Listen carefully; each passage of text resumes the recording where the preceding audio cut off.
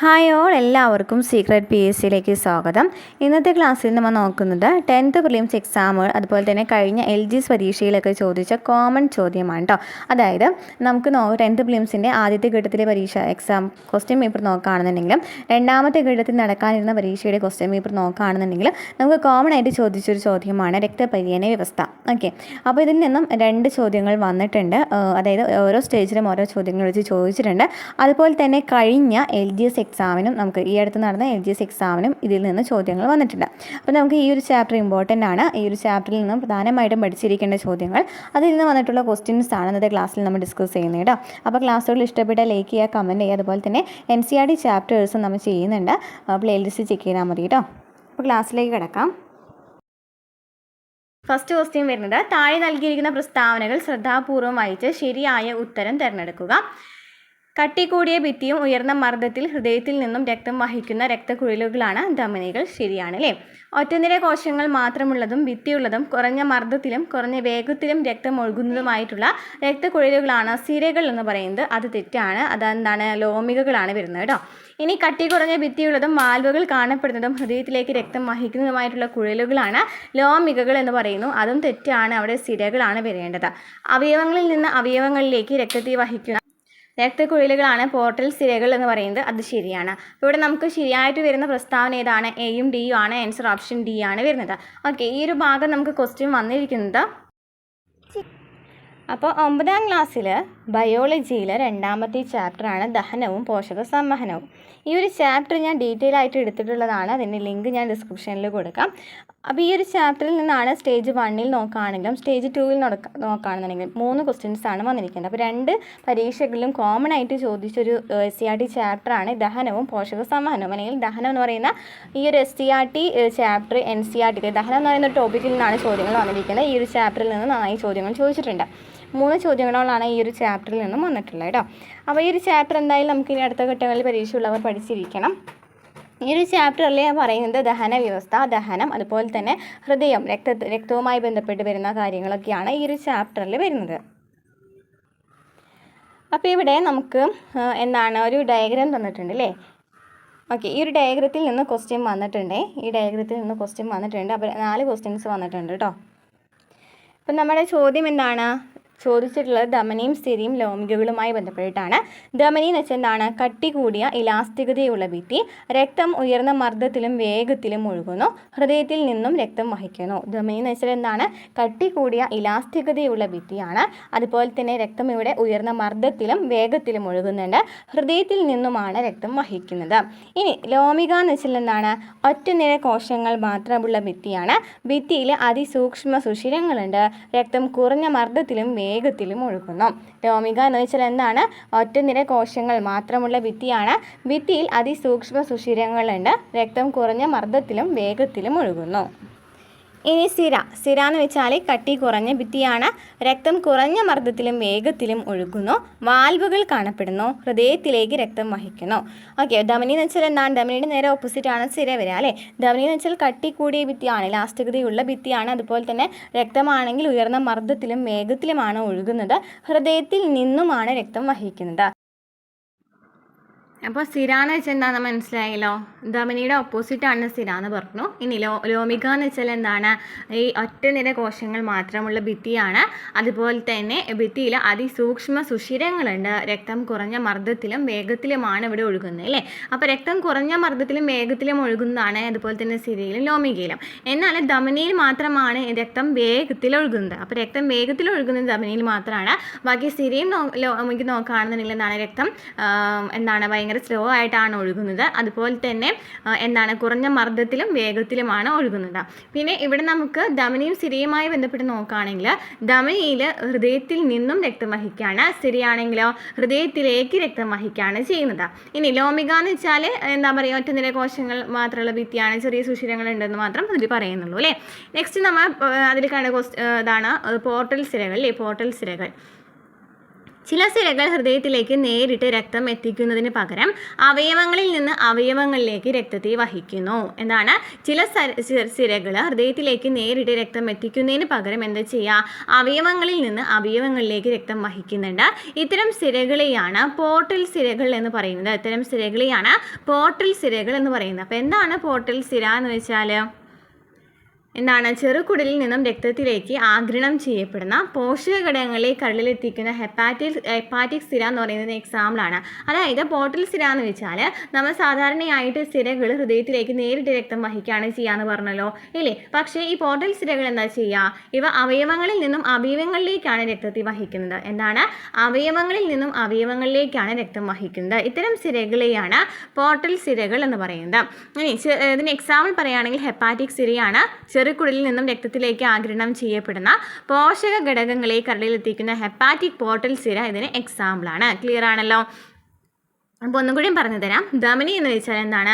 കട്ടി കൂടിയ ഇലാസ്തികതയുള്ള ഭിത്തിയാണ് അല്ലേ? കട്ടി കൂടിയ ഇലാസ്തികതയുള്ള ഭിത്തിയാണ്. രക്തം ഉയർന്ന മർദ്ദത്തിലും വേഗത്തിലും ഒഴുകുന്നുണ്ട്. ഹൃദയത്തിൽ നിന്നും രക്തം വഹിക്കുന്നു. ഇനി ലോമിക എന്ന് വെച്ചാൽ എന്താണ്? ഒറ്റനിര കോശങ്ങൾ മാത്രമുള്ള ഭിത്തിയാണ്. ഭിത്തിയിൽ അതിസൂക്ഷ്മ സുഷിരങ്ങളുണ്ട്. രക്തം കുറഞ്ഞ മർദ്ദത്തിലും വേഗത്തിലും ഒഴുകുന്നു. ഇനി സിരയാണെങ്കിലോ കട്ടി കുറഞ്ഞ ഭിത്തിയാണ്. രക്തം കുറഞ്ഞ മർദ്ദത്തിലും വേഗത്തിലും ഒഴുകുന്നു. വാൽവുകൾ കാണപ്പെടുന്നു. ഹൃദയത്തിലേക്ക് രക്തം വഹിക്കുന്നു. ഇനി പോർട്ടൽ സിരകൾ എന്ന് വെച്ചാൽ എന്താണ്? ചില സിരകൾ ഹൃദയത്തിലേക്ക് നേരിട്ട് രക്തം എത്തിക്കുന്നതിന് പകരം അവയവങ്ങളിൽ നിന്ന് അവയവങ്ങളിലേക്ക് രക്തത്തെ വഹിക്കുന്നുണ്ട്. ഇത്തരം സിരകളെയാണ് പോർട്ടൽ സിരകൾ എന്ന് പറയുന്നത്. അപ്പോൾ ചെറുകുടലിൽ നിന്ന് രക്തത്തിലേക്ക് ആഗിരണം ചെയ്യപ്പെടുന്ന പോഷകഘടകങ്ങളെ കരളിലെത്തിക്കുന്നവരാണ് ഹെപ്പാറ്റിക് സിരയാണ്. നമുക്കറിയാം കരളുമായി ബന്ധപ്പെട്ട് വരുന്ന വേർഡാണെന്ന് പറയുന്നത് ഹെപ്പാറ്റിക് എന്ന് പറയുന്നത് അല്ലേ? അപ്പോൾ ഹെപ്പാറ്റിക് സിരകളാണ് കരളിലേക്ക് പോഷകഘടകങ്ങളെ എത്തിക്കുന്നത് അല്ലേ? ചെറുകുടലിൽ നിന്ന് രക്തത്തിലേക്ക് ആഗിരണം ചെയ്യപ്പെടുന്ന പോഷകഘടകങ്ങളെ കരളിലെത്തിക്കുന്ന ആരാണ്? ഹെപ്പാറ്റിക് സിരയാണ്. ക്ലിയർ ആണല്ലോ? അപ്പോൾ നമുക്ക് ഈ ഒരു ഭാഗത്ത് നിന്ന് ഇനി അടുത്ത പരീക്ഷകളിൽ ചോദിക്കാവുന്ന ചോദ്യങ്ങൾ നമുക്ക് നോക്കാം.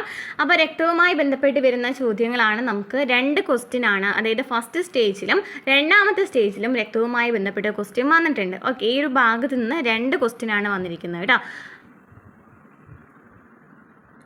നമുക്ക് അടുത്ത ക്വസ്റ്റ്യനും കൂടി നോക്കാം അല്ലേ? അടുത്ത സ്റ്റേജിൽ നടന്ന, അതായത് സ്റ്റേജിൽ 2 നടക്കാനിരുന്ന പരീക്ഷയുണ്ടല്ലോ, ആ ഒരു എക്സാമിൻ്റെ ക്വസ്റ്റ്യൻ പേപ്പറിൽ നമുക്ക് നോക്കാം ഈ ഒരു ഭാഗത്ത് നിന്ന് വന്ന ചോദ്യം ഏതാണ്. സ്റ്റേജ് 2 നടക്കാനിരുന്ന പരീക്ഷയാണ് കേട്ടോ. മനുഷ്യരിലെ രക്തപര്യനതയെ സംബന്ധിക്കുന്ന താഴെ നൽകിയിട്ടുള്ള പ്രസ്താവനകളിൽ ശരിയായവ കണ്ടെത്തുക. വലത്തെ വെൻട്രിക്കിളിൽ നിന്നും ആരംഭിച്ച് ഇടത്തെ ഏട്രിയത്തിൽ അവസാനിക്കുന്നതാണ് പൾമണറി പര്യനം.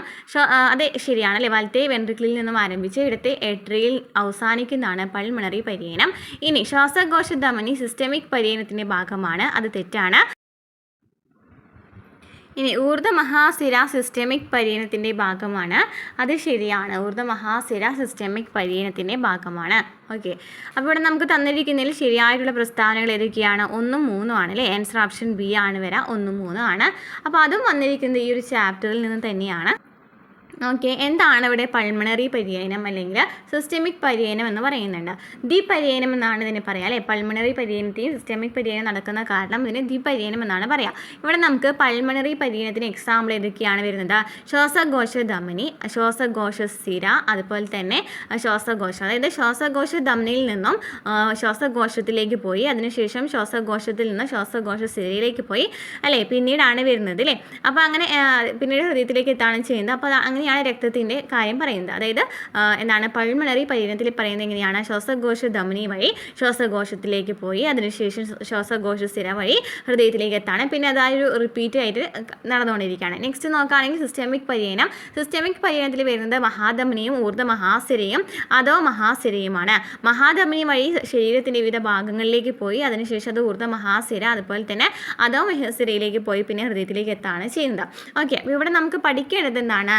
പ്രധാനമായിട്ടും പൾമണറി പര്യനത്തിന് ഇതുപോലെ തന്നെ എക്സാമ്പിൾ ചോദിക്കുകയാണെന്നുണ്ടെങ്കിൽ പൾമണറി പര്യനത്തിൻ്റെ ഭാഗം ചോദിക്കുകയാണെങ്കിൽ ഇതൊക്കെയാണ് ശ്വാസകോശ ധമനിയും ശ്വാസകോശ സിരയുമാണ്. എന്നാൽ സിസ്റ്റമിക് പര്യനത്തിൽ നോക്കുകയാണെന്നുണ്ടെങ്കിൽ മഹാധമനിയും ഊർധ്വമഹാസിരയും അധോ മഹാസിരയുമാണ്. ഇതൊക്കെയാണ് മഹാധമനിയും ഊർധ്വമഹാസിരയും അധോ മഹാസിരയുമാണ്. ഇവിടെ നമുക്ക് പഠിക്കേണ്ടത് സിസ്റ്റമിക് പര്യനം എന്ന് വെച്ചാൽ എന്താണ്, പൾമണറി പര്യനം എന്ന് വെച്ചാൽ എന്താണ് പൾമണറി പര്യനം, എന്താണ് സിസ്റ്റമിക് പര്യനം. സിസ്റ്റമിക് പര്യനം എന്ന് വെച്ചാൽ സിസ്റ്റമിക് പര്യനം എന്ന് വെച്ചാൽ ഇടത്തെ വെൻട്രിക്കിളിൽ നിന്നും ആരംഭിച്ച് വലത്തെ ഏട്രിയത്തിലേക്ക് പോകുന്നു. സിസ്റ്റമിക് പര്യനമാണെന്നുണ്ടെങ്കിൽ എന്താണ്, ഇടത്തെ വെൻട്രിക്കിളിൽ നിന്നും ആരംഭിച്ച് വലത് ഏട്രിയത്തിലേക്ക് പോകുന്നു. ഇനി പൾമണറി പര്യനമാണെന്നുണ്ടെങ്കിലോ വലത്തെ വെൻട്രിക്കിളിൽ നിന്നും ആരംഭിച്ച് ഇടത്തെ ഏട്രിയത്തിൽ അവസാനിക്കുന്നു. സിസ്റ്റമിക് പര്യനം എന്ന് വെച്ചാൽ ഇടത്തെ വെൻട്രിക്കിളിൽ ആരംഭിച്ച് വലത്തെ ഏട്രിയത്തിലും പൾമണറി പര്യനം വലത്തെ വെൻട്രിക്കിളിൽ ആരംഭിച്ച് ഇടത്തെ ഏട്രിയത്തിലും അവസാനിക്കുന്നു. രക്തപര്യനത്തിൽ ഒരേ രക്തം 2 പ്രാവശ്യം ഹൃദയത്തിലൂടെ കടന്നു പോകുന്നതിനാൽ മനുഷ്യനിലെ രക്തപര്യനം ദ്വിപര്യനം എന്നറിയപ്പെടുന്നു. അപ്പോൾ എന്താണ് ദ്വിപര്യനം എന്ന് വെച്ചാൽ പൾമണറി പര്യനവും സിസ്റ്റമിക് പര്യനവും നടക്കുന്നുണ്ടെങ്കിൽ അതിന് നമുക്ക് ഇന്ന് പറയാം ദ്വിപര്യനം എന്ന് പറയാം അല്ലേ. എന്താണ് പൾമണറി പര്യനം? ഇടത്തെ വെൻട്രിക്കിളിൽ നിന്നും ആരംഭിച്ച് വലത്തെ ഏട്രിയത്തിലേക്ക് പോകുന്നതാണ് എന്തെന്ന് പറയുന്നത് സിസ്റ്റമിക് പര്യനം എന്ന് പറയുന്നത്. സിസ്റ്റമിക് പര്യനം എന്ന് വെച്ചാൽ എന്താണ്, ഇടത്തെ വെൻട്രിക്കിളിൽ നിന്നും ആരംഭിച്ച് വലത്തെ ഏട്രിയത്തിലേക്ക് പോകുന്നു. ഇനി എന്താണ് പൾമണറി പര്യനം? വലത്തെ വെൻട്രിക്കിളിൽ നിന്നും ആരംഭിച്ച് ഇടത്തെ ഏട്രിയത്തിൽ അവസാനിക്കുന്നു. അപ്പോൾ ഏതെങ്കിലും ഒന്ന് പഠിച്ചു വെച്ചിരിക്കുക. അപ്പോൾ സിസ്റ്റമിക് പര്യനം പഠിക്കുകയാണെങ്കിൽ ഇടത്തെ വെൻട്രിക്കിളിൽ നിന്നാണ് വലത്തെ ഏട്രിയത്തിലേക്ക് പോകുന്നത് അല്ലേ. അത് മാത്രം പഠിച്ചു വെച്ചാൽ ബാക്കി നമുക്ക് കണക്ട് ചെയ്ത് കിട്ടുന്നതാണ്. അപ്പോൾ ഇതിനെയാണ് എന്ന് പറയുന്നത് ദ്വിപര്യനം എന്ന് പറയുന്നത്. ഓക്കെ, അപ്പോൾ നമ്മൾ 2 ക്വസ്റ്റിനും 2 സ്റ്റേജിൽ നടന്ന 2 ക്വസ്റ്റിനും വന്നിരിക്കുന്ന ഒരു ഭാഗം നമ്മൾ കണ്ടു. ഇനി നമുക്ക് ഇതുമായി ബന്ധപ്പെട്ട് നെക്സ്റ്റ് പരീക്ഷകളിൽ വരാവുന്ന ചോദ്യങ്ങൾ നമുക്ക് നോക്കാം. രക്തവും ലിംഫും. എന്താണ് രക്തം എന്ന് വെച്ചാൽ രക്തത്തിൽ എന്തൊക്കെ ഘടകങ്ങളുണ്ട്? പ്ലാസ്മയുണ്ട്, രക്തകോശങ്ങളുണ്ട് അല്ലേ. പ്ലാസ്മ 55%, 45% രക്തകോശങ്ങളാണ് വരുന്നത് അല്ലേ. പ്ലാസ്മയിൽ എന്തൊക്കെയുണ്ട്? ജലമുണ്ട്, പ്രോട്ടീനുകളുണ്ട്, മറ്റ് ഘടകങ്ങളുണ്ട്. ഓക്കെ, ഇതിൽ പ്രോട്ടീനുകൾ ഏതൊക്കെയാണെന്ന് ചോദിക്കുകയാണെന്നുണ്ടെങ്കിൽ ആൽബുമിനും ഗ്ലോബുലിനും ഫൈബ്രിനോജനുമാണ്. ഏതൊക്കെയാണ്? ആൽബുമിനും ഗ്ലോബുലിനും ഫൈബ്രിനോജനുമാണ് പ്ലാസ്മയിൽ വരുന്നത്. പ്ലാസ്മയിൽ ഏതൊക്കെയാണ്? ആൽബുമിനും ഗ്ലോബുലിനും ഫൈബ്രിനോജനാണ് വരുന്നത്. ഇനി രക്തകോശങ്ങൾ നോക്കുകയാണെന്നുണ്ടെങ്കിലോ രക്തകോശങ്ങളിൽ ചുവന്ന രക്തകോശങ്ങളും വെളുത്ത രക്തകോശങ്ങളും പ്ലേറ്റ്ലെറ്റും ഉണ്ട്. എന്താണ് രക്തകോശങ്ങൾ എന്ന് പറയുമ്പോൾ 45% രക്തകോശങ്ങളാണ്. ഇതിൽ ചുവന്ന രക്തകോശങ്ങളും വെളുത്ത രക്തകോശങ്ങളും പ്ലേറ്റ്ലെറ്റും ഉണ്ട്. ഓക്കെ, അപ്പോൾ ചുവന്ന രക്തകോശങ്ങളും വെളുത്ത രക്തകോശങ്ങളും പ്ലേറ്റ്ലെറ്റും ഉണ്ട്. ഓക്കെ, അപ്പോൾ ഇവിടെ രക്തത്തിൽ നമുക്ക് 2ആയിട്ട് ഡിവൈഡ് ചെയ്യാം. പ്ലാസ്മ എന്നും അതുപോലെ തന്നെ രക്തകോശങ്ങൾ എന്നും പറയാം. ഇതിൽ നമുക്ക് പ്ലേറ്റ്ലെറ്റ് അതായത് പ്ലാസ്മ ചോദിക്കുകയാണെങ്കിൽ എത്രയാണ്? 55%. ഈ പ്ലേറ്റ്ലെറ്റ് വരുന്നത് ഇതിലാണ്. പ്ലേറ്റ്ലെറ്റ് വരുന്നത് ഇതിലാണ്, രക്തകോശങ്ങളിലാണ് അല്ലേ. ഓക്കെ, പ്ലാസ്മയും രക്തകോശങ്ങളും നമുക്ക് ഡിവൈഡ് ചെയ്യാം. പ്ലാസ്മ എന്ന് വെച്ചാൽ 55%, രക്തകോശങ്ങൾ 45%. പ്ലാസ്മയിൽ എന്തൊക്കെയുണ്ട്? ജലമുണ്ട്, പ്രോട്ടീൻ ഉണ്ട്, അതുപോലെ തന്നെ മറ്റു ഘടകങ്ങളുണ്ട് അല്ലേ. പ്രോട്ടീൻസ് ഏതൊക്കെയാണെന്ന് ചോദിക്കുകയാണെങ്കിൽ ഇതൊക്കെയാണ് ആൽബുമിനും ഗ്ലോബുലിനും ഫൈബ്രിനോജനുമാണ്. ഇനി രക്തകോശങ്ങൾ നോക്കുകയാണെങ്കിലോ ചുവന്ന രക്തകോശങ്ങൾ, വെളുത്ത രക്തകോശങ്ങൾ, പ്ലേറ്റ്ലെറ്റ് എന്നിവയാണ്. ഇനി എന്താണ് ടിഷ്യൂ ദ്രവ്യം അതുപോലെ തന്നെ എന്താണ് ലിംഫ് എന്ന് പറയുന്നത്? ടിഷ്യൂ ഫ്ലൂയിഡ് അല്ലെങ്കിൽ ലിംഫ് എന്നൊക്കെ പറയുന്നത് എന്താണെന്ന് ചോദിക്കാം നമുക്ക്. എന്താണ് ടിഷ്യൂ ദ്രവം? ലോമികകളിലൂടെ രക്തം പ്രവഹിക്കുമ്പോൾ ലോമികാഭിത്തിയിലെ ചെറു സുഷിരങ്ങളിലൂടെ രക്തത്തിലെ ദ്രാവക ഭാഗം കോശങ്ങൾക്കിടയിലേക്ക് ഊറിയിറങ്ങുന്നു. ഈ ദ്രാവകത്തെയാണ് ടിഷ്യൂ ദ്രവം എന്ന് പറയുന്നത്. എന്താണ് ടിഷ്യൂ ദ്രവം? ലോമികകളിലൂടെ രക്തം പ്രവഹിക്കുമ്പോൾ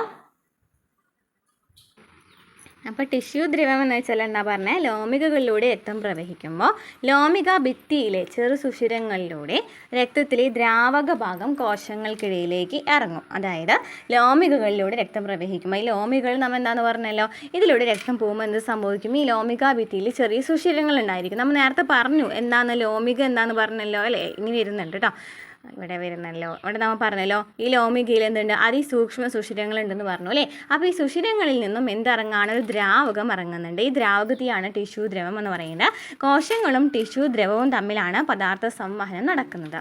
ഇനി എന്താണ് ലിംഫ് എന്ന് വെച്ചാൽ ടിഷ്യൂ ദ്രവത്തിൻ്റെ ഒരു ഭാഗം ലിംഫ് ലോമികകളിലേക്ക് പ്രവേശിക്കുന്നു. ടിഷ്യൂ ദ്രവത്തിൻ്റെ ഒരു ഭാഗം ലിംഫ് ലോമികകളിലേക്ക് പ്രവേശിക്കുന്നു. ലിംഫ് ലോമികകളിലേക്ക് പ്രവേശിക്കുന്നു. ഇതാണ് ലിംഫ് എന്ന് പറയുന്നത്. എന്താണ് ഈ ടിഷ്യൂ ദ്രവം? നമ്മൾ പറഞ്ഞു എന്താണ് ടിഷ്യൂ ദ്രവം എന്ന് പറഞ്ഞു അല്ലേ. ഇങ്ങനെ ഇറങ്ങിയിട്ടുള്ള ഈ ടിഷ്യൂ ദ്രവം എങ്ങോട്ട് പോവാണ്? ലിംഫ് ലോമികകളിലേക്ക് പോവാണ്. അതിനെയാണ് എന്ന് പറയുന്നത് ലിംഫ് എന്ന് പറയുന്നത്. ഓക്കെ, ഇനി ലിംഫിലൂടെയാണ് കൊഴുപ്പിൻ്റെ ദഹനഫലമായി ഉണ്ടാകുന്ന ലഘുഘടകങ്ങളും കൊഴുപ്പിൽ ലയിക്കുന്ന വിറ്റാമിനുകളും സംവഹനം ചെയ്യപ്പെടുന്നത്. ചോദിക്കാം കേട്ടോ, എന്താണ് കൊഴുപ്പിൻ്റെ ദഹനഫലമായുണ്ടാകുന്ന ലഘുഘടകങ്ങളും കൊഴുപ്പിൽ ലയിക്കുന്ന വിറ്റാമിനുകളും സംവഹനം ചെയ്യപ്പെടുന്നത് ഇതിലൂടെയാണ്? ലിംഫിലൂടെയാണ്. കൊഴുപ്പിൻ്റെ ദഹനഫലമായി ഉണ്ടാകുന്ന ലഘുഘടകങ്ങൾ, അതുപോലെ തന്നെ കൊഴുപ്പിൽ ലയിക്കുന്ന വിറ്റാമിനുകൾ, ഇവയെല്ലാം സംവഹനം ചെയ്യപ്പെടുന്നത് ഏതിലൂടെയാണ്? ലിംഫിലൂടെയാണ് അല്ലേ. അപ്പോൾ ലിംഫ് എന്ന് വെച്ചാൽ എന്താണ്? ടിഷ്യൂ ദ്രവത്തിൻ്റെ ഒരു ഭാഗം ലിംഫ് ലോമികകളിലേക്ക് പ്രവേശിക്കുന്നുണ്ട്. ഇതിനെയാണ് ലിംഫ് എന്ന് പറയുന്നത്. ലിംഫിലൂടെയാണ് കൊഴുപ്പിൻ്റെ ദഹനഫലമായി ഉണ്ടാകുന്ന ലഘുഘടകങ്ങളും കൊഴുപ്പിൽ ലയിക്കുന്ന വിറ്റാമിനുകളും സംവഹനം ചെയ്യപ്പെടുന്നത്. ഇനി എന്താണ് ലിംഫ് വ്യവസ്ഥ എന്ന് വെച്ചാൽ ലിംഫ് വാഹികൾ, ലിംഫ് നോഡുകൾ, സ്പ്ലീൻ, അസ്ഥിമജ്ജ, തൈമസ് ഗ്രന്ഥി എന്നിവ ഉൾപ്പെടുന്നതാണ് ലിംഫ് വ്യവസ്ഥ. ലിംഫ് വാഹികൾ, ലിംഫ് നോഡുകൾ, സ്പ്ലീൻ, അസ്ഥിമജ്ജ, തൈമസ് ഗ്രന്ഥി എന്നിവ ഉൾപ്പെടുന്നതാണ് ലിംഫ് വ്യവസ്ഥ. ലിംഫിൽ ചുവന്ന രക്തകോശങ്ങളോ വലിയ പ്രോട്ടീൻ തന്മാത്രകളോ കാണപ്പെടുന്നില്ല. ലിംഫിൽ എന്തില്ല? ചുവന്ന രക്തകോശങ്ങളും ഇല്ല, അതുപോലെ തന്നെ വലിയ പ്രോട്ടീൻ തന്മാത്രകളൊന്നും കാണപ്പെടുന്നില്ല. ഈ ലിംഫ് വ്യവസ്ഥ രോഗപ്രതിരോധത്തിൽ മുഖ്യ പങ്ക് വഹിക്കുന്നുണ്ട്. അപ്പോൾ ലിംഫ് വ്യവസ്ഥ എന്ന് വെച്ചാൽ ലിംഫ് വാഹികൾ, ലിംഫ് നോഡുകൾ, സ്പ്ലീൻ, അസ്ഥിമജ്ജ, തൈമസ് ഗ്രന്ഥി എന്നിവയൊക്കെ വരുന്നതാണ് ലിംഫ് ഗ്രന്ഥി എന്ന് പറയുന്നത്. ലിംഫിൽ ചുവന്ന രക്തകോശങ്ങളോ പ്രോട്ടീൻ തന്മാത്രകളോ ഒന്നും കാണപ്പെടുന്നില്ല. ലിംഫ് വ്യവസ്ഥ രോഗപ്രതിരോധത്തിൽ മുഖ്യ പങ്ക് വഹിക്കുന്നുണ്ട്. ഇനി നമ്മൾ പറഞ്ഞു ധമനി എന്താണ്, ലോമിക എന്താണ്, സിര എന്താണ്, പോർട്ടൽ സിരകൾ എന്താണെന്ന് നമ്മൾ പറഞ്ഞു. ഓക്കെ, അതിനുശേഷം വരുന്നതാണ് മഹാസിര, ഹെപ്പാറ്റിക് സിര, പോർട്ടൽ സിര എന്നിവയെ കുറിച്ചിട്ട്. അപ്പോൾ ഇവിടെ കാണിച്ചിരിക്കുന്നത് പോഷക ഘടകങ്ങളുടെ സംവഹനം എങ്ങനെയാണെന്നാണ്. അപ്പോൾ നമ്മൾ പറഞ്ഞു ഇവിടെ എന്താണ് ലിംഫ് എന്ന് വെച്ചാൽ എന്താണെന്ന് പറഞ്ഞു. അതുപോലെ തന്നെ എന്താണ് കൊഴുപ്പിൻ്റെ ദഹനഫലമായിട്ടുണ്ടാകുന്നതും ഈ പോഷക ഘടകങ്ങളും, അതുപോലെ തന്നെ വൈറ്റമിൻ ലയിക്കുന്നവയും കൊഴുപ്പിൽ ലയിക്കുന്ന വൈറ്റമിൻസ് ഉണ്ട് അല്ലേ. എന്താണ് ജലത്തിൽ ലയിക്കുന്ന വൈറ്റമിൻസും കൊഴുപ്പിൽ ലയിക്കുന്ന വൈറ്റമിൻസ് ഉണ്ട്. ഇതിൽ കൊഴുപ്പിൽ ലയിക്കുന്ന വൈറ്റമിൻസൊക്കെ കടന്നു പോകുന്നത് ഇതിലൂടെയാണ്, ലിംഫിലൂടെയാണെന്ന് പറഞ്ഞു. അപ്പോൾ ഇവിടെ നമുക്ക് ഫസ്റ്റ് എങ്ങനെയാണ് പോഷകഘടകങ്ങൾ പോകുന്നതെന്ന് പറയുന്നുണ്ട്. പോഷകഘടകങ്ങൾ വില്ലസിലെ രക്തലോമികളിൽ നിന്നും പോർട്ടൽ സിര വഴി കരളിലേക്ക് എത്തുന്നു. എന്താ പറയുന്നത്? പോഷകഘടകങ്ങൾ വില്ലസിലെ രക്തലോമികളിൽ നിന്ന് പോർട്ടൽ സിര വഴിയാണ് കരളിലേക്ക് എത്തുന്നത്. ഇനി ഇവിടെ എന്താണ് ഹെപ്പാറ്റിക് സിര എന്ന് പറയുമ്പോൾ കരളിൽ നിന്നും പോഷകഘടകങ്ങൾ അടങ്ങിയിട്ടുള്ള രക്തം വന്നാൽ ഇത് ഹെപ്പാറ്റിക് സിര വഴി ഹൃദയത്തിലേക്ക് എത്തുന്നു. അപ്പോൾ കരളിലേക്ക് എത്തുന്നത് പോർട്ടൽ സിര വഴിയാണ് അല്ലേ. പോഷകഘടകങ്ങൾ വില്ലസിലെ രക്തലോമികളിൽ നിന്നും പോർട്ടൽ സിര വഴിയാണ് കരളിലേക്ക് എത്തുന്നത്. പോർട്ടൽ സിര വഴിയാണ് കരളിലേക്ക് എത്തുന്നത്. ഇനി ഈ ഹെപ്പാറ്റിക് സിര വഴിയാണ് ഹൃദയത്തിലേക്ക് എത്തുന്നത്. ഹെപ്പാറ്റിക് സിര വഴിയാണ് ഹൃദയത്തിലേക്ക് എത്തുന്നത്. അപ്പോൾ കരളിൽ നിന്നും പോഷകഘടകങ്ങൾ അടങ്ങിയിട്ടുള്ള രക്തം ഹെപ്പാറ്റിക് സിര വഴി ഹൃദയത്തിലേക്ക് എത്തുന്നു. അപ്പം നമ്മൾ ഹെപ്പാറ്റിക് സിര വഴി എങ്ങോട്ട് ഹൃദയത്തിലേക്ക് എത്തിയിട്ടുണ്ട് അല്ലേ, ഹൃദയത്തിലേക്ക് എത്തുന്നു എന്ന് പറഞ്ഞു. ഇനി പോഷകഘടകങ്ങൾ വില്ലസിലെ ലാക്റ്റയിലൂടെ ചെറു ലിംഫ് വാഹികളിലേക്ക് എത്തുന്നുണ്ട്. അതിനുശേഷം നോക്കുകയാണെന്നുണ്ടെങ്കിൽ ചെറു ലിംഫ് വാഹികളിൽ നിന്നും വലിയ ലിംഫ് വാഹികളിലൂടെ ഹൃദയത്തിലേക്ക് എത്തുന്നുണ്ട്. അപ്പോൾ പോഷകഘടകങ്ങൾ അപ്പോൾ നമ്മൾ രണ്ട് വഴി പറഞ്ഞു. ഒന്നെന്ന് പറയുന്നതാണ് രക്തലോമികളിൽ നിന്നും പോർട്ടൽ സിര വഴി എത്തുന്നത്. പോർട്ടൽ സിരയുമായി ബന്ധപ്പെട്ട് പഠിച്ചു. അതുപോലെ തന്നെ എന്താണ് ലാക്റ്റയിലൂടെ അല്ലേ, പോഷകഘടകങ്ങൾ വില്ലസിലെ ലാക്റ്റയിലൂടെ ചെറു ലിംഫ് വാഹികളിലേക്ക് എത്തിയിട്ട് ഈ ചെറു ലിംഫ് വാഹികളിൽ നിന്നും വലിയ ലിംഫ് വാഹികളിലൂടെ ഹൃദയത്തിലേക്ക് എത്തുന്നുണ്ട്. അപ്പോൾ ഇതിനെക്കുറിച്ച് നമുക്കിവിടെ കറക്റ്റ് പാത്ത് വേ ചോദിച്ചിട്ടുണ്ട്. ഗ്ലൂക്കോസ് ആണെന്നുണ്ടെങ്കിൽ എങ്ങനെയാണ്? ഗ്ലൂക്കോസ് വില്ലസിലെ രക്തലോമികളിലേക്ക് എത്തുന്നു. രക്തലോമികളിൽ നിന്നും എങ്ങോട്ടേക്ക് പോകുന്നുണ്ട്? പോർട്ടൽ സിരയിലേക്ക് വരുന്നുണ്ട് അല്ലേ. വില്ലസിൽ നിന്നും നോക്കി, വില്ലസിലെ രക്തലോമികളിൽ നിന്നും നമ്മൾ പറഞ്ഞു പോർട്ടൽ സിരയിലേക്ക് പോകുന്നുണ്ടെന്നല്ലേ. അപ്പോൾ ഇവിടെ എന്താ വരിക? പോർട്ടൽ സിര. ഇനി പോർട്ടൽ സിര വഴി എങ്ങോട്ട് പോകുന്നുണ്ട്? പോർട്ടൽ സിര വഴി കരളിലേക്ക് വരുന്നുണ്ടല്ലോ. കരളിലേക്ക് വരുന്നുണ്ട്. കരളിൽ നിന്നോ ഹെപ്പാറ്റിക് സിര വഴിയാണ് അല്ലേ. കരളിൽ നിന്നും ഹെപ്പാറ്റിക് സിര വഴി എങ്ങോട്ടേക്ക് പോവുകയാണ്? ഹെപ്പാറ്റിക് സിര വഴി എങ്ങോട്ട് പോകുന്നു? മഹാസിരയിലേക്ക് പോകുന്നു അല്ലേ. മഹാസിരയിൽ പോയിട്ട് മഹാസിരയിൽ നിന്നും ഹൃദയത്തിലേക്ക് എത്തുന്നു. ഹൃദയം എന്താ ചെയ്യുന്നു? ശരീരത്തിൻ്റെ വിവിധ ഭാഗങ്ങളിലേക്ക് രക്തം എത്തിക്കുന്നു. അപ്പോൾ ഇവിടെ എന്താ പറഞ്ഞത്? ആദ്യം ഗ്ലൂക്കോസിൻ്റെ കാര്യം പറഞ്ഞു അല്ലേ. ഗ്ലൂക്കോസ് അല്ലെങ്കിൽ എന്താണ് അമിനോ ആസിഡ് അല്ലെങ്കിൽ ഗ്ലൂക്കോസ്. ഓക്കെ, അമിനോ ആസിഡ് അല്ലാന്നുണ്ടെങ്കിൽ ഗ്ലൂക്കോസ് ആദ്യം തന്നെ വില്ലസിലെ രക്തലോമികളിലേക്ക് പോകും. വില്ലസിലെ രക്തലോമികളിലേക്ക് പോയതിനു ശേഷം പോർട്ടൽ സിര വഴി എങ്ങോട്ടേക്ക് പോകുന്നുണ്ട്? കരളിലേക്ക് പോകുന്നുണ്ട്. ഇനി കരളിൽ നിന്ന് എങ്ങോട്ടാണ്? ഹെപ്പാറ്റിക് സിര വഴി എങ്ങോട്ട് പോകുന്നുണ്ട്? ഹൃദയത്തിലേക്ക് പോകുന്നുണ്ട് അല്ലേ. അപ്പോൾ അതിന് മുമ്പായിട്ടൊരു മഹാസിരയുണ്ട്. ഈ മഹാസിര വഴിയാണ് ഹൃദയത്തിലേക്ക് പോകുന്നത്. അങ്ങനെ ഹൃദയത്തിൽ നിന്നും ശരീരത്തിൻ്റെ വിവിധ ഭാഗങ്ങളിലേക്ക് രക്തം എത്തിക്കുന്നു. ഇനി ഫാറ്റി ആസിഡ് നോക്കുകയാണെങ്കിലോ, ഫാറ്റി ആസിഡും അതുപോലെ തന്നെ ഗ്ലിസറോളും നോക്കുകയാണെന്നുണ്ടെങ്കിൽ, ഫാറ്റി ആസിഡും ഗ്ലിസറോളും നോക്കുകയാണെന്നുണ്ടെങ്കിൽ വില്ലസിലെ നമ്മൾ പറഞ്ഞു ഇപ്പുറത്തെ സൈഡിൽ പറഞ്ഞിട്ടുണ്ടായിരുന്നല്ലോ അല്ലേ, ലാക്റ്റയിലൂടെയാണ് അല്ലേ. വില്ലസിലെ ലാക്റ്റിയൽ ലാക്റ്റിയലിലൂടെ അങ്ങോട്ട് പോകുന്നുണ്ട്, ലിംഫ് വാഹിയിലേക്ക് പോകുന്നുണ്ട്. ലിംഫ് വാഹി നമ്മൾ പറഞ്ഞല്ലോ അല്ലേ, ലാക്റ്റിയയിലൂടെ ചെറു ലിംഫ് വാഹികളിലേക്ക് പോകുന്നു. അതിനുശേഷം ലിംഫ് വാഹിയിലേക്ക് പോയി ലിംഫ് വാഹിയിൽ നിന്ന് വലിയ ലിംഫ് വാഹികളിലേക്ക് പോകുന്നുണ്ട്. അതിനുശേഷം വീണ്ടും എങ്ങോട്ട് വരാണ്, മഹാസിരയിലേക്ക് എത്താണ്. മഹാസിര എന്ത് ചെയ്യുന്നു, രക്തം ഹൃദയത്തിലേക്ക് എത്തിക്കുന്നു. അങ്ങനെ ഹൃദയം എന്ത് ചെയ്യുന്നു, ശരീരത്തിൻ്റെ വിവിധ ഭാഗങ്ങളിലേക്ക് എത്തിക്കുന്നു. അപ്പോൾ ഇവിടെ നമ്മൾ പറഞ്ഞത് രക്തം എങ്ങനെയാണ്, രക്തത്തിലൂടെ ഈ അമിനോ ആസിഡും ഗ്ലിസറോളും ഫാറ്റി ആസിഡും ഒക്കെ എങ്ങനെയാണ് നമ്മുടെ എവിടേക്ക് എത്തുന്നത്, ഹൃദയത്തിലേക്ക് എത്തുന്നത്, അല്ലെങ്കിൽ ശരീരത്തിൻ്റെ വിവിധ ഭാഗങ്ങളിലേക്ക് എത്തിക്കുന്നത് എന്നാണ്. നമുക്കറിയാം ഹൃദയമാണ് ശരീരത്തിൻ്റെ വിവിധ ഭാഗങ്ങളിലേക്ക് രക്തം എത്തിക്കുന്നത് അല്ലേ. അപ്പോൾ ഇവിടെ അമിനോ ആസിഡും ഗ്ലൂക്കോസും നോക്കുകയാണെന്നുണ്ടെങ്കിൽ വില്ലസിലെ രക്തലോമികളിലേക്ക് എത്തുന്നു. വില്ലസിലെ രക്തലോമികളിൽ എത്തിയിട്ട് നമ്മൾ പറഞ്ഞു എന്താണ്, പോർട്ടൽ സിര ഉണ്ടെന്ന് പറഞ്ഞു അല്ലേ. പോർട്ടൽ സിര എന്ന് വെച്ചതാണ് അവയവങ്ങളിൽ നിന്നും അവയവങ്ങളിലേക്ക് എത്തിക്കുന്നതാണ് ഈ പോർട്ടൽ സിര. അങ്ങനെ ഈ പോർട്ടൽ സിര വഴി കരളിലേക്ക് എത്താണ് അല്ലേ.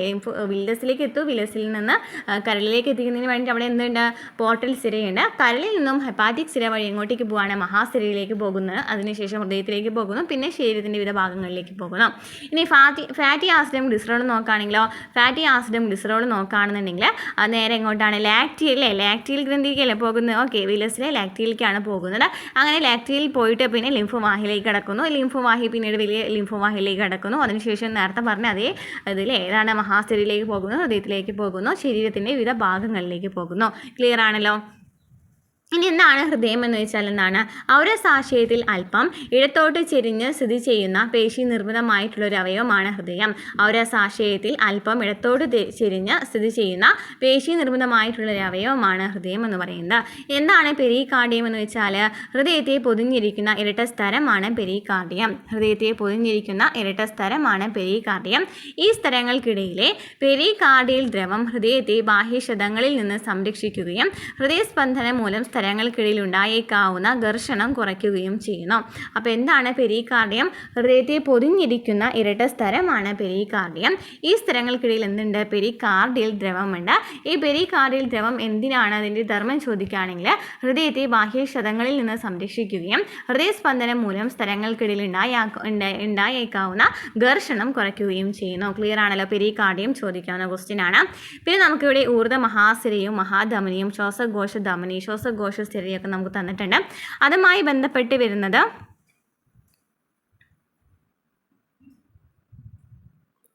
ഇതിൽ ഓരോന്നും എന്താണ് പഠിച്ചു വെച്ചിരിക്കുക.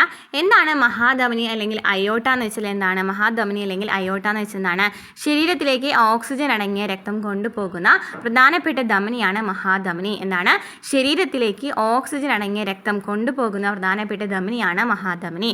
ഇനി എന്താണ് എന്തെന്ന് പറയുന്നത്, ഊർധ്വ മഹാസിര എന്ന് വെച്ചാൽ എന്താണ്, ഊർധ്വ മഹാസിര ശരീരത്തിൻ്റെ മുകൾ ഭാഗത്ത് നിന്ന് മുകൾ ഭാഗത്ത് നിന്ന് ഓക്സിജൻ കുറഞ്ഞ രക്തം കൊണ്ടുവരുന്ന സിരയാണ്. ശരീരത്തിൻ്റെ മുകൾ ഭാഗത്ത് നിന്ന് ഓക്സിജൻ കുറഞ്ഞ രക്തം കൊണ്ടുവരുന്ന സിരയാണ് എന്ന് പറയുന്നത് ഊർധ്വ മഹാസിര എന്ന് പറയുന്നത്.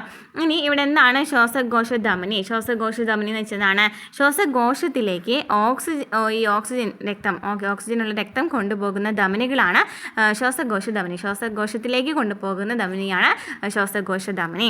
ഇനി എന്താണ് semi lunar valve. Semi lunar valve എന്ന് വെച്ചാൽ എന്താണ്, അയോട്ട എന്ന് വെച്ചാൽ നമ്മൾ പറഞ്ഞു മഹാധമനി എന്ന് പറഞ്ഞല്ലേ. ഈ മഹാധമനിയുടെയും അതുപോലെ തന്നെ പൾമണറി ആർട്ടറി. എന്താണ് പൾമണറി ആർട്ടറി അല്ലേ, പൾമണറി ആർട്ടറി ഉണ്ട്, അതായത് ശ്വാസകോശ ധമനിയുണ്ട്. അതായത് ഏതാണ് ഈ മഹാധമനിയും ഈ ശ്വാസകോശ ധമനിയും ഉണ്ടല്ലോ, മഹാധമനിയും ശ്വാസകോശ ധമനിയും യുടെയും അടിഭാഗത്തുള്ള വാൽവുകളെയാണ് സെമി ലുണാർ വാൽവ് എന്ന് പറയുന്നത് അല്ലേ. മഹാധമനിയുടെയും അതുപോലെ തന്നെ ഈ ശ്വാസകോശ ധമനിയുടെയും അടിഭാഗത്തുള്ള വാൽവുകളെയാണ് എന്ന് പറയുന്നത് സെമി ലുണാർ വാൽവ് എന്ന് പറയുന്നത്. ക്ലിയർ ആണല്ലോ. ഇനി എന്താണ് ശ്വാസകോശ സ്ഥിര എന്ന് വെച്ചാൽ എന്താണ്, ശ്വാസകോശ സ്ഥിര എന്ന് വെച്ചാൽ നമുക്ക് അറിയാവുന്ന കാര്യമാണ്. സ്ഥിര എന്ന് വെച്ചാൽ എന്താണ്, ശ്വാസകോശത്തിൽ നിന്ന് ഓക്സിജൻ കൊണ്ടുപോകായിരിക്കും ചെയ്യുക അല്ലേ. എന്താണ് ശ്വാസകോശത്തിൽ നിന്ന് ഓക്സിജൻ അടങ്ങിയ രക്തം കൊണ്ടുവരുന്ന സ്ഥിരയാണ് ശ്വാസകോശ സ്ഥിര എന്ന് പറയുന്നത്. ഇനി എന്താണ് ബൈകസ്പിഡ് വാൽവ്. ബൈകസ്പിഡ് വാൽവ് എന്ന് വെച്ചാൽ ഇടത് ഏട്രിയത്തിനും വലത് വെൻട്രിക്കിളിനും ഇടയിലുള്ള വാൽവാണ്. ഇടത് ഏട്രിയത്തിനും വലത് വെൻട്രിക്കിളിനും ഇടയിലുള്ള വാൽവാണ് ബൈകസ്പിഡ് വാൽവ്. ഇനി എന്താണ് ട്രൈകസ്പിഡ് വാൽവ്. ട്രൈകസ്പിഡ് വാൽവ് എന്ന് വെച്ചാൽ വലത് ഏട്രിയത്തിനും വലത് വെൻട്രിക്കിളിനും ഇടയിലുള്ള വാൽവാണ്. ട്രൈകസ്പിഡ് എന്ന് വെച്ചാൽ വലത് ഏട്രിയത്തിനും വലത് വെൻട്രിക്കിളിനും ഇടയിലുള്ള വാൽവ്. ബൈകസ്പിഡ് ആണെന്നുണ്ടെങ്കിലോ ഇടത് ഏട്രിയത്തിനും ഇടത് വെൻട്രിക്കിളിനും ഇടയിലുള്ള വാൽവ്. ഇനി എന്താണ് അധോ മഹാസിര. അധോ മഹാസിര എന്ന് വെച്ചാൽ ശരീരത്തിൻ്റെ താഴത്തെ ഭാഗത്ത് ശരീരത്തിൻ്റെ താഴത്തെ ഭാഗത്ത് നിന്ന് ഓക്സിജൻ കുറഞ്ഞ രക്തം കൊണ്ടുവരുന്ന സിരയാണ് അധോ മഹാസിര. അപ്പോൾ ഏതൊക്കെയാണ് നമ്മൾ പറഞ്ഞത് ഒന്നും കൂടിയും പറയാം. എന്താണ് മഹാധമനി അല്ലെങ്കിൽ അയോട്ട എന്ന് വെച്ചാൽ എന്താണ്? ശരീരത്തിലേക്ക് ഓക്സിജൻ അടങ്ങിയ രക്തം കൊണ്ടുപോകുന്ന പ്രധാനപ്പെട്ട ധമനിയാണ് മഹാധമനി. ശരീരത്തിലേക്ക് ഓക്സിജൻ അടങ്ങിയിട്ടുള്ള രക്തം കൊണ്ടുപോകുന്ന പ്രധാനപ്പെട്ട ധമനിയാണ് മഹാധമനി അല്ലെങ്കിൽ അയോട്ട. അപ്പം മഹാധമനി എന്ന് വെച്ചാൽ എന്താണ്? മഹാധമനി എന്ന് വെച്ചാൽ എന്താണ്? ഇത് നമുക്ക് വെൻട്രിക്കിളും അതുപോലെ തന്നെ എന്താണ് ഇവിടെ നമുക്ക് നോക്കി വലത് ഏട്രിയം, വലത് വെൻട്രിക്കിൾ, ഇടത് ഏട്രിയം ഇടത് വെൻട്രിക്കിൾ തന്നിട്ടുണ്ട്. ഇതിൽ എ എന്ന് പറയുന്നതാണ് വലത് ഏട്രിയം, ബി എന്ന് വെച്ചാൽ ഇടത് ഏട്രിയമാണ്, അടിയിൽ കാണപ്പെടുന്ന സി എന്ന് പറയുന്നത് വലത് വെൻട്രിക്കിളും ഡി എന്ന് പറയുന്നത് ഇടത് വെൻട്രിക്കിളാണ്. അപ്പോൾ നമുക്ക് അതുമായി ബന്ധപ്പെട്ടിട്ടാണ് ചോദിക്കുന്നത് വെച്ചാൽ എന്താ പറയുക, മഹാധമനി എന്ന് വെച്ചാൽ ഇടത് വെൻട്രിക്കിളിൽ നിന്നും നോക്കി ഇവിടെ ഏതാണ് ഇടത് വെൻട്രിക്കിൾ എന്ന് പറയുന്നതല്ലേ, ഇടത് വെൻട്രിക്കിളിൽ നിന്നും ഓക്സിജൻ അടങ്ങിയ രക്തം ശരീരത്തിൻ്റെ വിവിധ ഭാഗങ്ങളിലേക്ക് എത്തിക്കുന്ന ആരാണ്? മഹാധമനിയാണ്. ഇനി ശ്വാസകോശധമനിയെ നമുക്കെന്ന് പറയാം.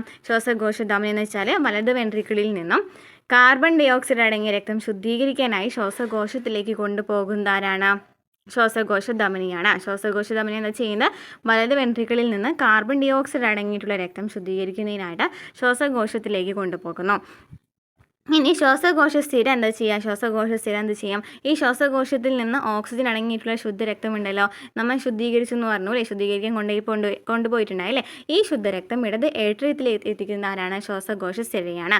അതായത് മഹാധമനി എന്ന് വെച്ചാൽ എന്താ നമ്മൾ പറഞ്ഞത്? ഇടത് വെൻട്രിക്കിളിൽ നിന്ന് അല്ലേ, ഇടത് വെൻട്രിക്കിളിൽ നിന്ന് ഓക്സിജൻ അടങ്ങിയിട്ടുള്ള രക്തം ശരീരത്തിൻ്റെ വിവിധ ഭാഗങ്ങളിലേക്ക് എത്തിക്കുന്നു. ഇനി ശ്വാസകോശ ധമനിയാണെങ്കിലോ വലത് വെൻട്രിക്കിളിൽ നിന്നും കാർബൺ ഡൈ ഓക്സൈഡ് അടങ്ങിയിട്ടുള്ള രക്തം ശുദ്ധീകരിക്കാനായിട്ട് ശ്വാസകോശത്തിലേക്ക് കൊണ്ടുപോകുന്നു. ശ്വാസകോശ സ്ഥിരയാണെങ്കിൽ ശ്വാസകോശത്തിൽ നിന്നും ഈ ശുദ്ധീകരിച്ച രക്തം ഇടത് ഏട്രിയത്തിലേക്ക് എത്തിക്കണം. ഇനി ഊർധ്വ മഹാസിര എന്ന് വെച്ചാൽ എന്താണ്? ശരീരത്തിൻ്റെ മുകൾ ഭാഗത്തു നിന്നുള്ള അശുദ്ധ രക്തം ഹൃദയത്തിലേക്ക് എത്തിക്കുന്നവരാണ് ഊർധ്വ മഹാസിരയാണ്.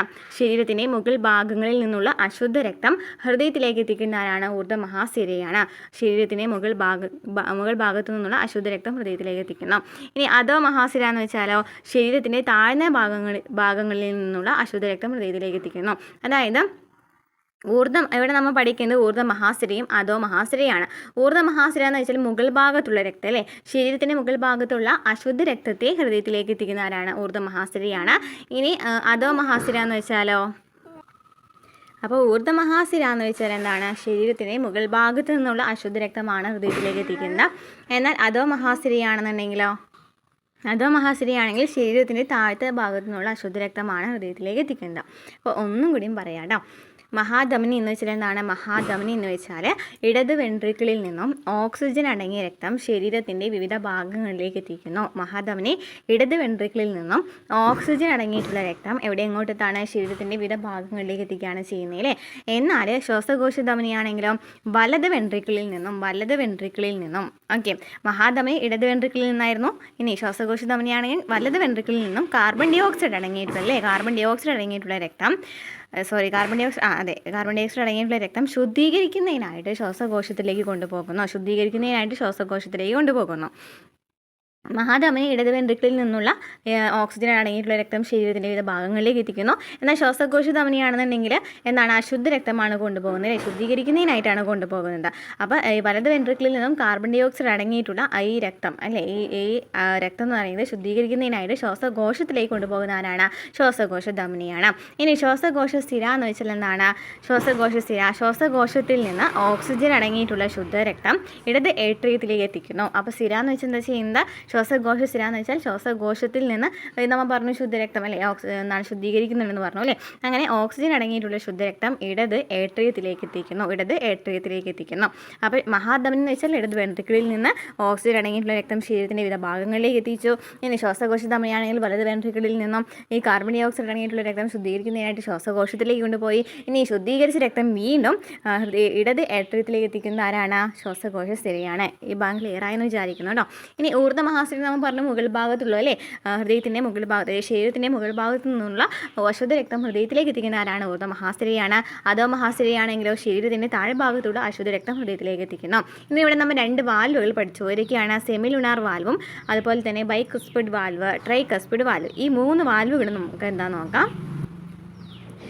ട്രൈകസ്പിഡ് വാൽവ് എന്ന് വെച്ചാൽ ഈ ട്രൈകസ്പിഡ് വാൽവ് കാണപ്പെടുന്നത് വലത് ഏട്രിയത്തിനും വലത് വെൻട്രിക്കിളിനും ഇടയിലായിട്ടാണ്. ഈ ട്രൈകസ്പിഡ് വാൽവ് കാണപ്പെടുന്നതാണ് ട്രൈകസ്പിഡ് വാൽവ്. ഇത് എവിടെയാണ് കാണപ്പെടുന്നത്?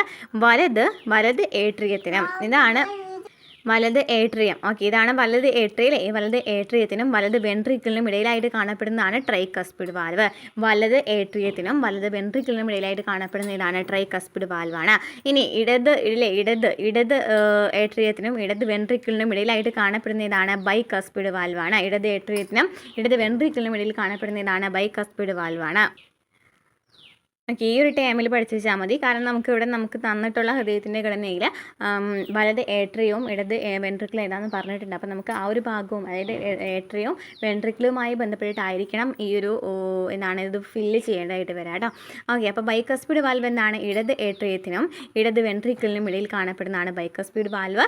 ട്രൈകസ്പിഡ് വാൽവ് എന്ന് വെച്ചാൽ എന്താണ്? വലത് ഏട്രിയത്തിനും വലത് വെൻട്രിക്കിളിനും ഇടയിൽ കാണപ്പെടുന്നതാണ്. ഇനി എന്താണ് സെമി ലൂണാർ വാൽവ്? ഇവിടെ നമുക്ക് സെമി ലൂണാർ വാൽവ് തന്നിട്ടുണ്ട്. നമ്മൾ പറഞ്ഞു അല്ലേ, എന്താണ്? ഈ വെൻട്രിക്കിളിൽ നിന്ന് രക്തക്കുഴലുകൾ ആരംഭിക്കുന്ന ഭാഗങ്ങളിലാണ് കാണപ്പെടുന്നത്.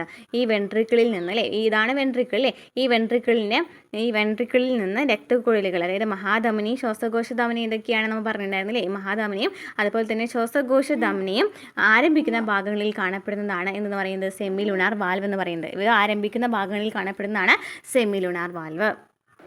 ഇനി ഇവിടെ നമുക്ക് ഏട്രിയങ്ങളുടെ സങ്കോചവും അതുപോലെ തന്നെ വെൻട്രിക്കിളുടെ സങ്കോചവും ഒക്കെ നമുക്ക് തന്നിട്ടുണ്ട്. ജസ്റ്റ് ഒന്ന് നമുക്ക് നോക്കാം. വലത്തെ ഏട്രിയത്തിൽ നിന്ന് രക്തം പ്രവേശിക്കുന്ന അറ ഏതാണ്? വലത്തെ ഏട്രിയത്തിൽ നിന്നും രക്തം പ്രവേശിക്കുന്ന അറ ഏതാണ്? ഏതായിരിക്കും? വലത്തെ ഏട്രിയത്തിൽ നിന്ന് വരുന്നുണ്ടായിരിക്കാം. വലത്തെ ഏട്രിയത്തിൽ നിന്ന് രക്തം പ്രവേശിക്കുന്ന അറ ഏതായിരിക്കും? വലത് വെൻട്രിക്കിളായിരിക്കും അല്ലേ. വലത് ഏട്രിയത്തിൽ നിന്ന് എങ്ങോട്ടാണ് പോകുന്നത്? വലത്തെ വെൻട്രിക്കിളിലാണ് പോകുന്നത്. ഇനി ഇടത്തെ ഏട്രിയത്തിൽ നിന്ന് രക്തം പ്രവേശിക്കുന്ന അറ ഏതായിരിക്കും? ഇടത്തെ വെൻട്രിക്കിളായിരിക്കും അല്ലേ, ഇടത് വെൻട്രിക്കിളായിരിക്കും. ഇനി വെൻട്രിക്കിളുടെ സങ്കോചം നോക്കുകയാണെങ്കിൽ വലത് വെൻട്രിക്കിളിൽ നിന്ന് രക്തം പ്രവേശിക്കുന്ന രക്തക്കുഴൽ ഏതാണ്? നമ്മൾ പറഞ്ഞു അല്ലേ, വലത് വെൻട്രിക്കിളിൽ നിന്ന് രക്തം പ്രവേശിക്കുന്ന രക്തക്കുഴൽ ഏതായിരുന്നു? ശ്വാസകോശ ധമനിയായിരുന്നു. ഇനി ഇടത് വെൻട്രിക്കിളിൽ നിന്ന് രക്തം പ്രവേശിക്കുന്ന രക്തക്കുഴൽ ഏതാണ്? മഹാധമനിയാണ്. അപ്പോൾ വലത് വെൻട്രിക്കിളിൽ നിന്ന് രക്തം പ്രവേശിക്കുന്ന രക്തക്കുഴൽ ഏതാണ്? ശ്വാസകോശ ധമനിയാണ്. ഇടത് വെൻട്രിക്കിളിൽ നിന്നും രക്തം പ്രവേശിക്കുന്ന രക്തക്കുഴൽ ഏതാണ്? മഹാധമനിയാണ്.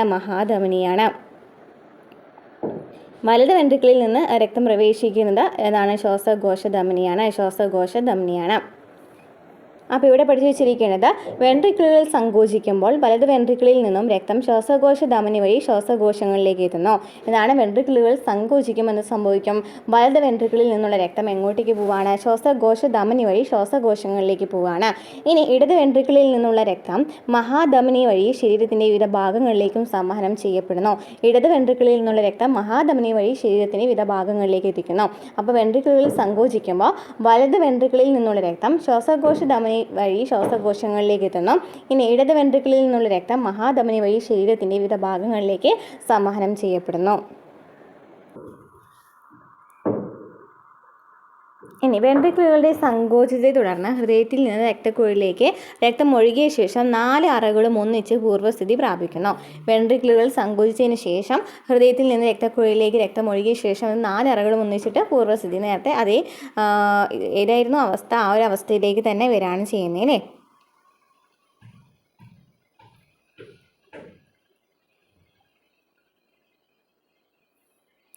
ഓക്കെ, ഇവിടെ നമ്മൾ എന്താ പറഞ്ഞത്?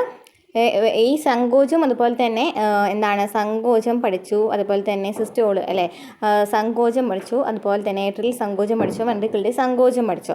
ഈ ഏട്രിയങ്ങളുടെ സങ്കോചത്തിൽ നമുക്ക് പറയാനായിട്ടുള്ളത് വലത്തെ ഏട്രിയത്തിൽ നിന്നും രക്തം പ്രവേശിക്കുന്ന അറാന്ന് പറയുന്നത് വലത്തെ ഏട്രിയത്തിൽ നിന്നാണെങ്കിൽ വലത് വെൻട്രിക്കിളിലായിരിക്കും, ഇടത് ഏട്രിയത്തിൽ നിന്നാണെന്നുണ്ടെങ്കിലോ ഇടത് വെൻട്രിക്കിളിലായിരിക്കും. ഇനി വലത് വെൻട്രിക്കിളിൽ നിന്നും രക്തം പ്രവേശിക്കുന്ന രക്തക്കുഴൽ ചോദിക്കുകയാണെങ്കിൽ ഇതാണ് ശ്വാസകോശ ധമനിയാണ്. എന്നാൽ ഇടത് വെൻട്രിക്കിളിൽ നിന്നും രക്തം പ്രവേശിക്കുന്ന രക്തക്കുഴൽ ചോദിക്കുകയാണെങ്കിൽ ഇതാണ് മഹാധമനിയാണ്. ഇനി വെൻട്രിക്കിളുകൾ സങ്കോചിക്കുമ്പോൾ എന്ത് സംഭവിക്കും? വലത് വെൻട്രിക്കിളിൽ നിന്നും രക്തം ശ്വാസകോശ ധമനി വഴി ശ്വാസകോശത്തിലേക്ക് എത്തും. ഇടത് വെൻട്രിക്കിളിൽ നിന്നുള്ള രക്തം മഹാധമനി വഴി ശരീരത്തിൻ്റെ വിവിധ ഭാഗങ്ങളിലേക്കും സംവഹനം ചെയ്യപ്പെടും. ഇനി ഇവ തമ്മിലുള്ള പൂർവ്വസ്ഥിതി പ്രാപിക്കൽ എന്ന് വെച്ചാൽ ഈ സങ്കോചങ്ങളൊക്കെ കഴിഞ്ഞതിന് ശേഷം എന്ത് സംഭവിക്കും? ഇവയെല്ലാം എന്താണ്? പൂർവ്വസ്ഥിതി പ്രാപിക്കും അല്ലേ. ഇനി ഈ പ്രവർത്തനങ്ങൾ ചാക്രികമായി ആവർത്തിക്കുക വഴിയാണ് രക്തം ശരീരത്തിലുടനീളം തുടർച്ചയായിട്ട് പമ്പ് ചെയ്യപ്പെടുന്നത്. ഓക്കെ, ഇനി എന്താണ് ഹൃദയസ്പന്ദനം എന്ന് വെച്ചാൽ, അതായത് ഇവിടെ നമ്മൾ ഏട്രിയൽ സിസ്റ്റോളും വെൻട്രിക്കുലർ സിസ്റ്റോളും ജോയിൻറ്റ് സിസ്റ്റോളൊക്കെ തന്നിട്ടുണ്ട് അല്ലേ. അതായത് നമ്മൾ ഈ പറഞ്ഞ കാര്യങ്ങൾ തന്നെയാണ്.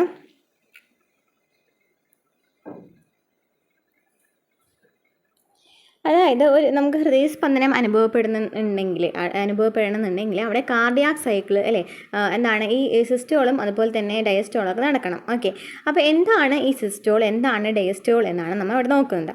ഇവിടെ നമുക്ക് എന്താണ് ജോയിൻ്റ് ഡയസ്റ്റോൾ തന്നിട്ടുണ്ട്. എന്താണ് ജോയിൻ്റ് ഡയസ്റ്റോൾ എന്ന് വെച്ചാൽ ഹൃദയത്തിലെ അറകളെല്ലാം വിശ്രമാവസ്ഥയിലിരിക്കുന്ന ഘട്ടമാണ് ജോയിൻ്റ് ഡയസ്റ്റോൾ. അപ്പോൾ ജോയിൻ്റ് ഡയസ്റ്റോൾ എന്ന് വെച്ചാൽ ഹൃദയം വിശ്രമാവസ്ഥയിലിരിക്കുന്ന ആ ഒരു ഘട്ടത്തെയാണ് ജോയിൻ്റ് ഡയസ്റ്റോൾ എന്ന് പറയുന്നത്. ഇനി എന്താണ് ഏട്രിയൽ സിസ്റ്റോൾ? എന്താണ് ഏട്രിയൽ സിസ്റ്റോൾ എന്ന് വെച്ചാൽ മുകളിലത്തെ അറകളായിട്ടുള്ള ഏട്രിയങ്ങൾ ഉണ്ടല്ലോ, ഈ ഏട്രിയങ്ങൾ ചുരുങ്ങുന്ന ഘട്ടമാണ് സിസ്റ്റോൾ. സിസ്റ്റോൾ എന്ന് വെച്ചാൽ എന്താ, ചുരുങ്ങാണ്. ഡയസ്റ്റോൾ എന്ന് വെച്ചാൽ വികസിക്കുകയാണ്. അപ്പോൾ ഏട്രിയൽ സിസ്റ്റോൾ എന്ന് വെച്ചാൽ എന്തായിരിക്കും, ഈ ഏട്രിയങ്ങൾ, ഈ വലത് ഏട്രിയം ഇടത് ഏട്രിയം ഒക്കെ ഉണ്ടല്ലോ, ഈ ഏട്രിയങ്ങളൊക്കെ ചുരുങ്ങുന്ന ഘട്ടമാണ് ഏട്രിയൽ സിസ്റ്റോൾ. ഇനി വെൻട്രിക്കുലാർ സിസ്റ്റോൾ എന്ന് വെച്ചാൽ എന്തായിരിക്കും, താഴ്ന്ന അറകളായിട്ടുള്ള വെൻട്രിക്കിളുകൾ ചുരുങ്ങുന്ന ഘട്ടമായിരിക്കണം വെൻട്രിക്കുലാർ സിസ്റ്റോൾ. അപ്പോൾ സിസ്റ്റോൾ എന്ന് വെച്ചാൽ എന്താണ്, ചുരുങ്ങാണ് ചെയ്യുന്നത്. വെൻട്രിക്കുലാർ എന്ന് വെച്ചാൽ എന്താണ്, ഈ ഇടതും ആണെങ്കിലും വലതാണെങ്കിലും ഈ വെൻട്രിക്കുലാർ ഒക്കെ ചുരുങ്ങാണെന്നുണ്ടെങ്കിൽ നമുക്ക് എന്ത് പറയാം, വെൻട്രിക്കുലാർ സിസ്റ്റോൾ എന്ന് പറയാം. ക്ലിയർ ആണല്ലോ. അപ്പോൾ കാർഡിയാക് സൈക്കിൾ എന്ന് വെച്ചാൽ എന്താണ്, ഓക്കെ, ഏതെല്ലാം ഘട്ടങ്ങൾ ചേർന്നിട്ടാണ് ഈ കാർഡിയാക് സൈക്കിൾ പൂർത്തീകരിച്ചിട്ടുള്ളത് എന്നതൊക്കെയാണ് ഏട്രിയൽ സിസ്റ്റോളും വെൻട്രിക്കുലാർ സിസ്റ്റോളും അതുപോലെ തന്നെ എന്താണ് ജോയിൻ്റ് ഡയസ്റ്റോളുമാണ് അല്ലേ. ഇത് പൂർത്തിയാക്കുന്നതിന് 0.8 സെക്കൻഡ് സമയം ആവശ്യമാണ്. ഈ കാർഡിയാക് സൈക്കിളിനെയാണെന്ന് പറയുന്നത് ഹൃദയസ്പന്ദനം എന്ന് പറയുന്നത്. ഇവ പൂർത്തിയാക്കുന്നതിന് 0.8 സെക്കൻഡ് സമയമാണ് ആവശ്യം. ഇങ്ങനെ ഈ ഒരു കാർഡിയാക് സൈക്കിളിനെയാണെന്ന് പറയുന്നത് ഹൃദയസ്പന്ദനം എന്ന് പറയുന്നത്. ഇനി ഹൃദയപേശികളുടെ താളാത്മകമായ സങ്കോചവും പൂർവ്വസ്ഥിതി പ്രാപിക്കലുമാണ് ഹൃദയസ്പന്ദന നിരക്കിനെ നിയന്ത്രിക്കുന്നത്. ഹൃദയറകൾ സങ്കോചത്തിന് ആവശ്യമായിട്ടുള്ള വൈദ്യുത തരംഗങ്ങളെ ഉൽപ്പാദിപ്പിക്കുന്ന വലത് ഏട്രിയത്തിൻ്റെ ഭിത്തിയിലെ SA നോഡ് എന്ന് പറയുന്ന ഭാഗമാണ്. ഓക്കെ, അപ്പോൾ ഇതിന് ആവശ്യമുള്ള വൈദ്യുത തരംഗങ്ങൾ എവിടെ നിന്നാണ്, SA നോഡിൽ നിന്നാണ്. ഈ SA നോഡ് വലത് ഏട്രിയത്തിൻ്റെ ഭിത്തിയിലെ മുകളിലായിട്ടാണ് കാണപ്പെടുന്നത്. ഈ SA നോഡിനെയാണ് എന്നറിയപ്പെടുന്നത് പേസ് മേക്കർ എന്നറിയപ്പെടുന്നത്. റിപ്പീറ്റഡ് ക്വസ്റ്റ്യൻ ആണ്, ടോപ്പിക്കാണ്. അപ്പം എന്താണ്, നമുക്ക് ഒരു കാർഡിയാക് സൈക്കിൾ പൂർത്തീകരിക്കുന്നതിനായിട്ട് 0.8 സെക്കൻഡ് സമയമാണ് ആവശ്യം. ഈ ഒരു കാർഡിയാക് സൈക്കിളിനെയാണ് ഹൃദയസ്പന്ദനം എന്ന് അറിയപ്പെടുന്നത്. ഇനി ഹൃദയപേശികളുടെ താളാത്മകമായ സങ്കോചവും പൂർവ്വസ്ഥിതി പ്രാപിക്കലാണ് ഹൃദയസ്പന്ദന നിരക്ക് എന്ന് പറയുന്നത് അല്ലേ. ഇനി ഹൃദയ അറകളുടെ സങ്കോചനത്തിന് ആവശ്യമായിട്ടുള്ള വൈദ്യുത തരംഗങ്ങൾ എത്തിക്കുന്നത് എങ്ങനെയാണ്, SA നോഡ് വഴിയാണ്. ഈ SA നോഡ് കാണപ്പെടുന്ന എവിടെയാണ്, വലത് ഏട്രിയത്തിൻ്റെ ഭിത്തിയിലെ മുകളിലായിട്ടാണ്. ഇതിനെയാണ് SA നോഡിനെയാണെന്ന് അറിയപ്പെടുന്നത് ഹൃദയത്തിൻ്റെ പേസ് മേക്കർ എന്നറിയപ്പെടുന്നത്. ഇനി എന്താണ് ഇലക്ട്രോ കാർഡിയോഗ്രാം? എന്താണ് ഇലക്ട്രോ കാർഡിയോഗ്രാം? ഹൃദയം സ്പന്ദിക്കുമ്പോൾ ഹൃദയഭിത്തികളിൽ അനുഭവപ്പെടുന്ന വൈദ്യുത തരംഗങ്ങൾ ഗ്രാഫ് രൂപത്തിൽ ചിത്രീകരിക്കുന്നതിനെയാണ് ECG അല്ലെങ്കിൽ ഇലക്ട്രോ കാർഡിയോഗ്രാം എന്ന് പറയുന്നത്. ഹൃദയം സ്പന്ദിക്കുമ്പോൾ ഹൃദയഭിത്തികളിൽ അനുഭവപ്പെടുന്ന വൈദ്യുത തരംഗങ്ങൾ ഗ്രാഫ് രൂപത്തിൽ ചിത്രീകരിക്കുന്നതിനെയാണ് ECG ഇലക്ട്രോ കാർഡിയോഗ്രാം എന്ന് പറയുന്നത്. ECG പരിശോധിച്ചാൽ നമുക്ക് ഹൃദയത്തിൻ്റെ പ്രവർത്തന വൈകല്യങ്ങൾ തിരിച്ചറിയാനായിട്ട് സാധിക്കും. ഇനി എന്താണ് പൾസ് എന്ന് വെച്ചാൽ നമുക്കറിയാം, നമ്മുടെ വലത് കൈയിലും ചൂണ്ടുവിരലിലും നടുവിരലിലൊക്കെ തൊട്ട് നോക്കുമ്പോൾ എന്താണ്, ചെറിയൊരു പൾസ് അനുഭവപ്പെടുന്നുണ്ടായിരിക്കും അല്ലേ. ഒരു സ്പന്ദനം അനുഭവപ്പെടുന്നുണ്ടായിരിക്കും. അതാണ് കൈവിരലുകളിൽ ഒരു സ്പന്ദനം അനുഭവപ്പെടുന്നുണ്ടായിരിക്കും. അതിനെയാണെന്ന് പറയുന്നത് പൾസ് എന്ന് പറയുന്നത്. ഓക്കെ, ഇനി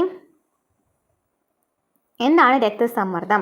രക്തസമ്മർദ്ദത്തെക്കുറിച്ച് പറയുകയാണെന്നുണ്ടെങ്കിൽ ഹൃദയം സങ്കോചിക്കുമ്പോഴും പൂർവ്വസ്ഥിതി പ്രാപിക്കുമ്പോഴും ധമനികളിൽ അനുഭവപ്പെടുന്ന മർദ്ദത്തെയാണ് രക്തസമ്മർദ്ദം എന്ന് പറയുന്നത്. എന്താണ്, ഹൃദയം സങ്കോചിക്കുമ്പോഴും പൂർവ്വസ്ഥിതി പ്രാപിക്കുമ്പോഴും ധമനികളിൽ അനുഭവപ്പെടുന്ന മർദ്ദത്തെയാണ് രക്തസമ്മർദ്ദം എന്ന് പറയുന്നത്. അപ്പോൾ സിസ്റ്റോളുമുണ്ട് ഡയസ്റ്റോളുമുണ്ട്. സിസ്റ്റോൾ എന്ന് വെച്ചാൽ എന്താണ്, ഹൃദയം സങ്കോചിക്കുമ്പോൾ ഏകദേശം 70 മില്ലി രക്തം ധമനികളിലേക്ക് പമ്പ് ചെയ്യപ്പെടുന്നുണ്ട്.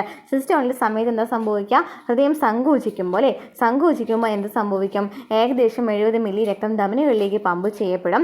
അപ്പോൾ ധമനികളിലേക്ക് അനുഭവപ്പെടുന്ന മർദ്ദം എന്ന് പറയുന്നത് 120 ആയിരിക്കും. അതിന് ഈ രക്തസമ്മർദ്ദത്തിനെയാണ് സിസ്റ്റോളിക് പ്രഷർ എന്ന് പറയുന്നത്. അപ്പോൾ സിസ്റ്റോളിക് പ്രഷർ എത്രയാണ്, 120 ആണ്. നമുക്കറിയാം രക്തസമ്മർദ്ദം ചോദിക്കുകയാണെങ്കിൽ 120/80 ആണ് നമ്മൾ പഠിക്കുക അല്ലേ. 120 എന്ന് വെച്ചാൽ എന്താണ്, സിസ്റ്റോളിക് പ്രഷറും 80 എന്ന് വെച്ചാൽ എന്താണ്, ഡയസ്റ്റോളിക് പ്രഷറുമാണ്. അപ്പോൾ സിസ്റ്റോൾ എന്ന് വെച്ചാൽ എന്താണ്, ഈ ഒരു ഹൃദയം സങ്കോചിക്കുന്ന സമയത്ത് 70 മില്ലി രക്തം ഹൃദയത്തിലേക്ക് പമ്പ് ചെയ്യപ്പെടാണ് സിസ്റ്റോൾ എന്ന് പറയുന്ന പ്രവർത്തനം ചെയ്യുന്നത് അല്ലേ. 120 ആണ് അവിടെ ആവശ്യമായിട്ടുള്ള മർദ്ദം എന്ന് പറയുന്നത് സിസ്റ്റോളിക് പ്രഷർ എന്നാണ് ഞാൻ അറിയപ്പെടുന്നത്.